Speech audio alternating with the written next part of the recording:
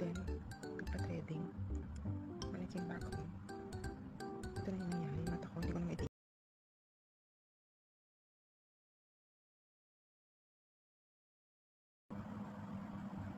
Hindi ko alam kung nangyari sa akin after kong pupunta sa salon. Then, nagpa-threading. When I came back home, ito na yung nangyari. Mata ko, hindi ko na may dila. Bababaero daw ako. Sino nagsabi? Magkakati. Ayun ang nangyari sa atin ngayon.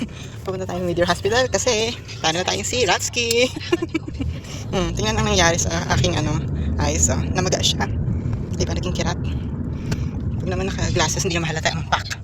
Pupunta tayo ng Meteor Hospital with my sister Rakas. Ako lang. Kasi magpapacheck tayo ng mata after ng sa mga nagpapatreading dyan, tingnan ang nangyari sa aking mata. Nagpatreading tayo kahapon, nagpunta tayo ng salon, nag-relax. Sa sobrang pagpapaganda, ayan ang nangyari sa atin. Lalo tayo naging kirachi. Naging kirat ang mata natin, namaga. So hindi ko alam kung ano nangyari dyan, baka na-infect kasi sobrang pagtatanggal ng buhok siguro sa part ng eyebrow lid, ayan sa baba. Kagabi sobrang maga talaga niyan, so itinulog ko lang muna, tapos nilagyan ko ng ice pack.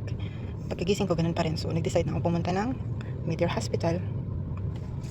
See you again. So ayun nga, good morning mga kaabon. Kita na natin ngayon dahilan ng pamamaga ng mata natin dahil sa threading, which is infection. Siguro yung ginamit na thread is hindi na sanitize, tapos syempre pagka tinatanggalan ka ng hair sa upper lip row mo is nagkakaroon ng wound. So siguro yun yung naging reason kung bakit namaga siya, na hanggang ngayon ay swollen pa rin. Ayan nga. Nakakuha na din ako ng prescription. Tapos binili na din natin sa pharmacy. Let's see kung mag-work siya. So binigyan ako ng doctor ng dalawang gamot, which is topical cream na ilalagay dun sa eyelid at saka isang drops para doon sa pamamaga. Sana talaga maging effective to. Galing tayo sa doktor, kadarating na natin sa bahay. Pina-check up ko tong mata ko kasi nag-swelling siya after ko kahapon magpa-salon. So ang pinagawa ko sa salon, nagpa-threading ako at marami pang mga services.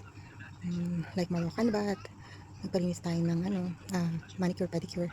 Then ito nga yung pinakahuli after ko magpa-facial. So di ko alam kung ano nangyari, infect daw siya. Sabi ng doktor, I went to Meteor Hospital. Pagkatapos daw i-check niya, sabi niya is na-infect siya, parang nagkaroon ng open wound. Tapos maari din daw isang cause nun is yung thread na ginamit hindi na-sanitize, or syempre parang lack of hygiene, parang ganyan. So ngayon nilagyan ko siya ng topical cream at saka ng anong tawag doon, drops, antibiotic. Let's see kung ano mangyayari after ko lagyan. Ayan, dumikit na yung pilik mata ko. Hindi ko na ma-open. So let's see kung ano mangyayari mamaya. Sana gumaling na nga siya kasi nga merong antibiotic na drops na nilagay ako sa loob para daw sa pamamaga. Sana naman gumaling na ako. Gusto ko lang naman magpaganda, lalo tayong pumangit mga kabayan. Kaya sa mga gusto magpa-threading, be careful.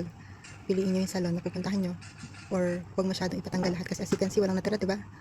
Napuruhan yata yung part na yan, kaya nagkaroon siya ng parang wound. Ayan. Bye.